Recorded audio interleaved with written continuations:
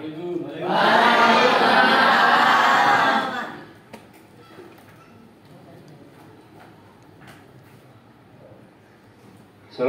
warahmatullahi wabarakatuh. Waalaikumsalam warahmatullahi wabarakatuh. Gimana kabarnya anak-anak semua? Baik. Yang cowok tambah ganteng. Ya. Yang cewek, subhanallah.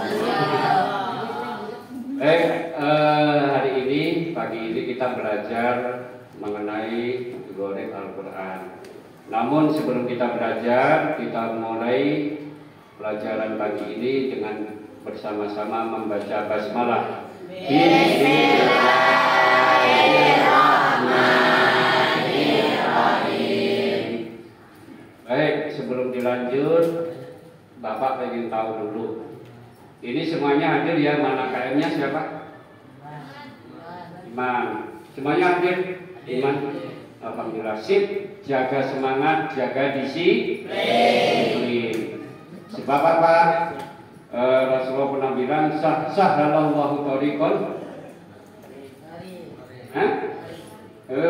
Apa itu?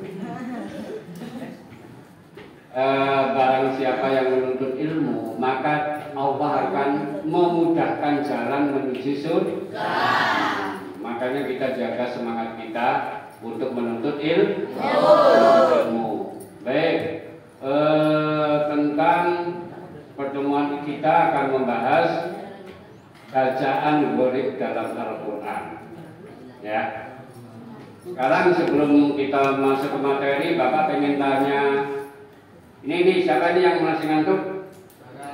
Ya, ya, Bagas bangun. Menurut kamu, kenapa bacaan gharib itu penting untuk dipelajari?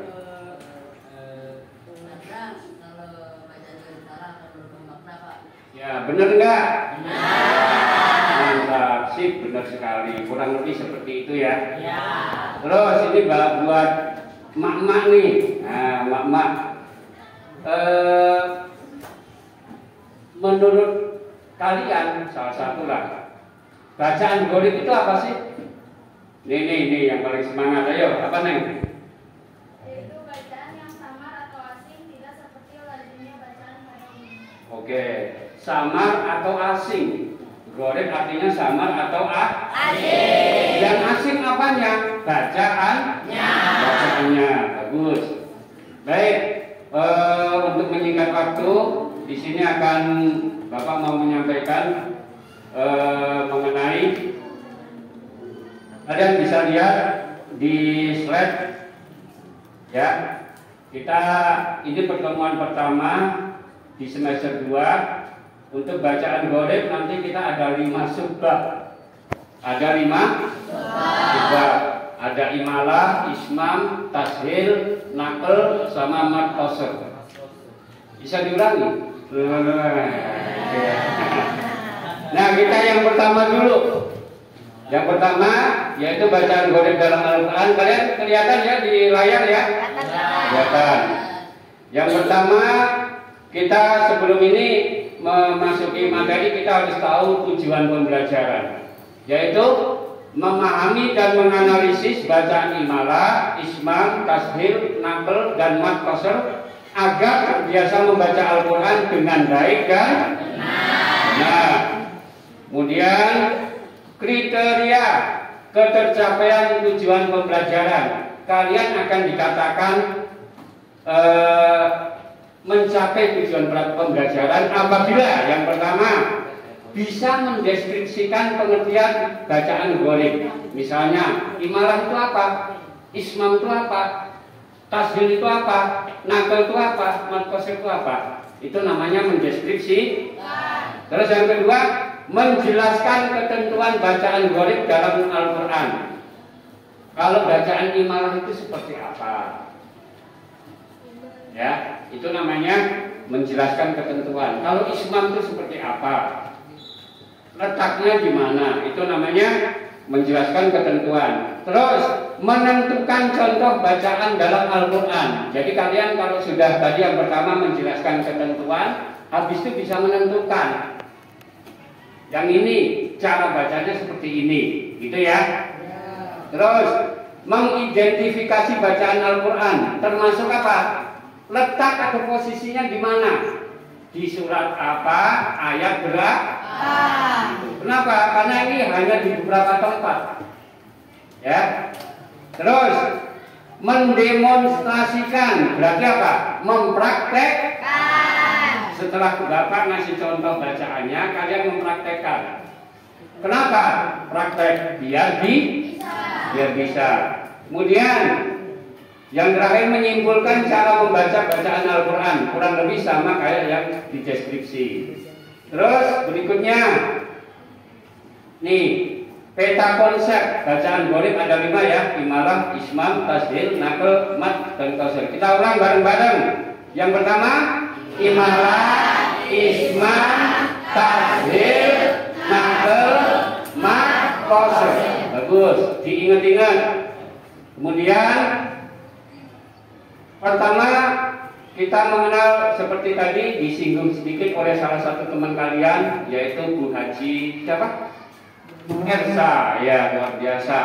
Nih pengertian Ghalib dalam mempelajari Al-Quran, kadang kita menjumpai bacaan-bacaan yang tidak sesuai dengan kaidah bunyi dalam ilmu aswad.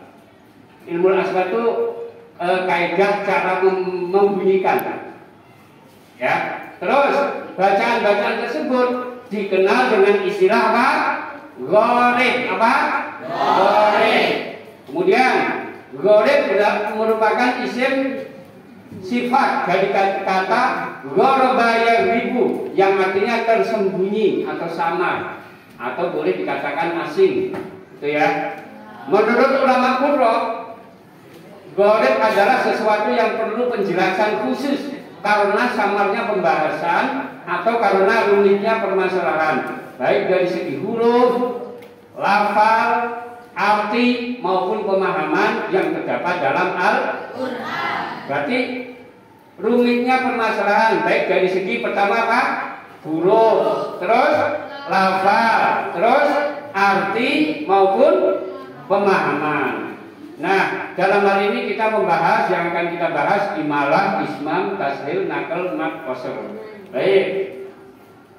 Terus berikutnya, ini yang pertama, kita nggak mungkin pertemuan ini membahas semua.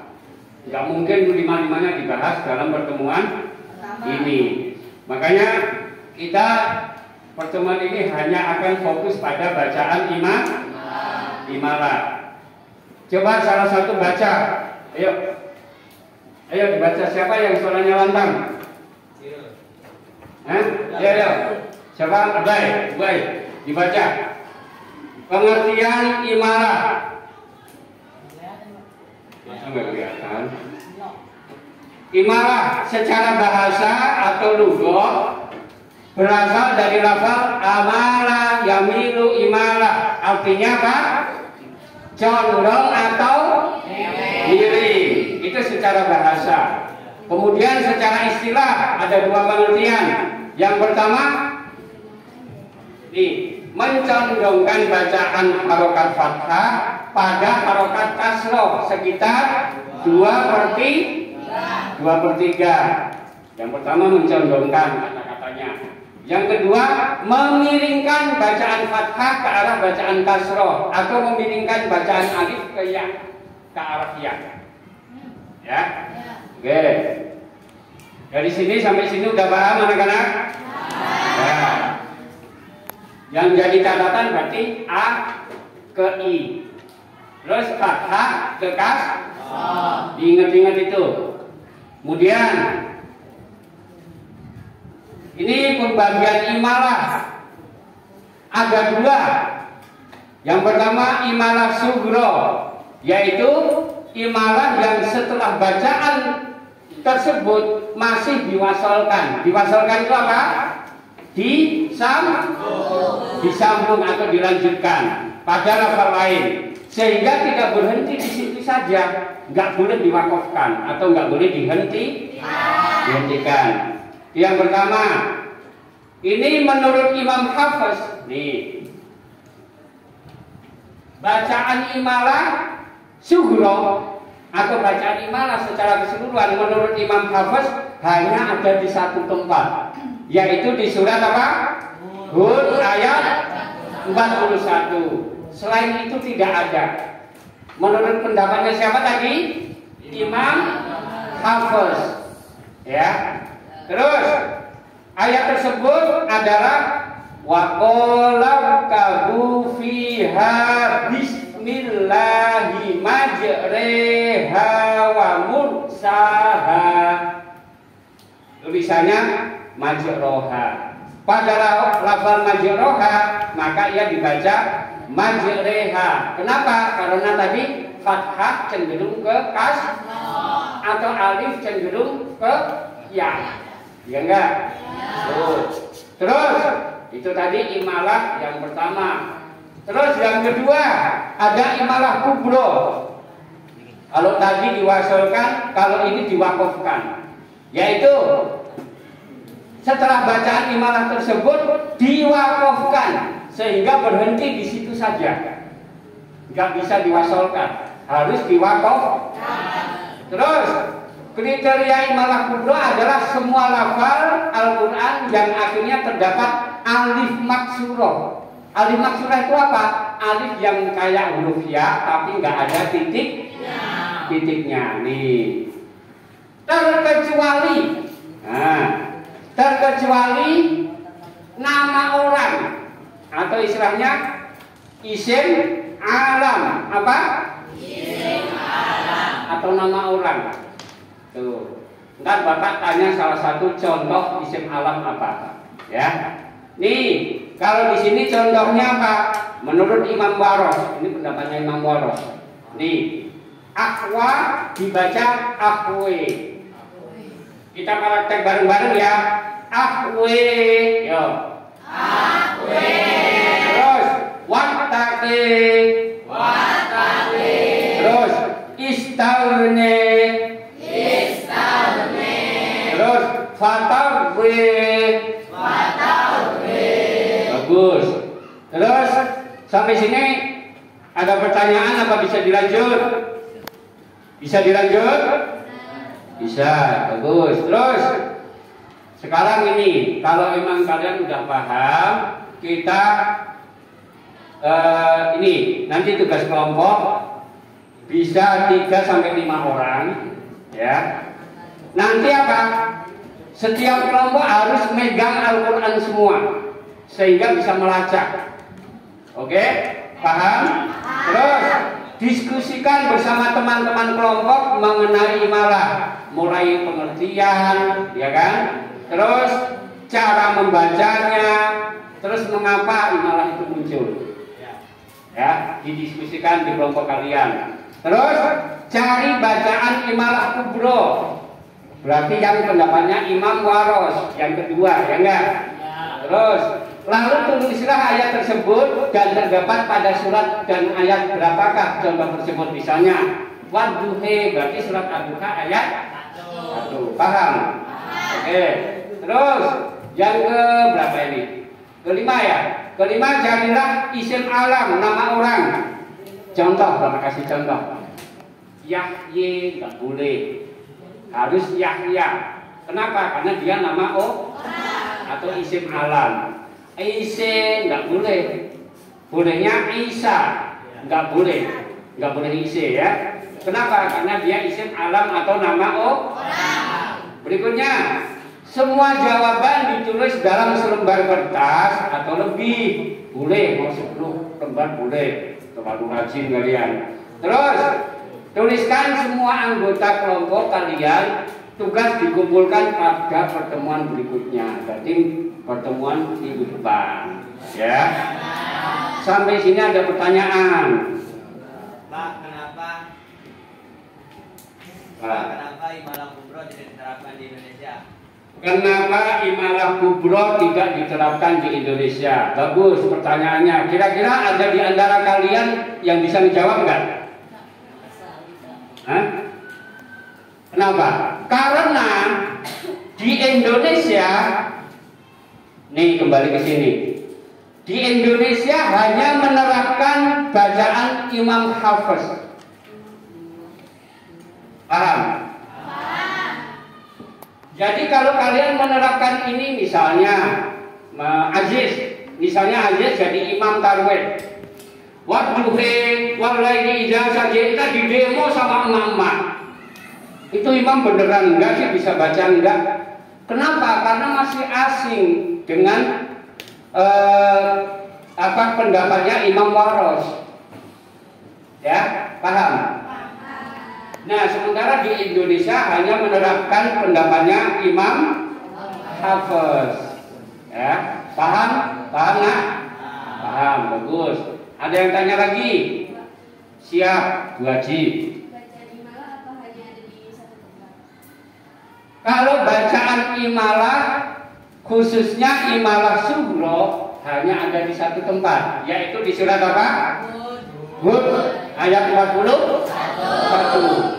Cuma kalau bacaan imalah kubro bisa di banyak tempat selama dia memenuhi kriteria.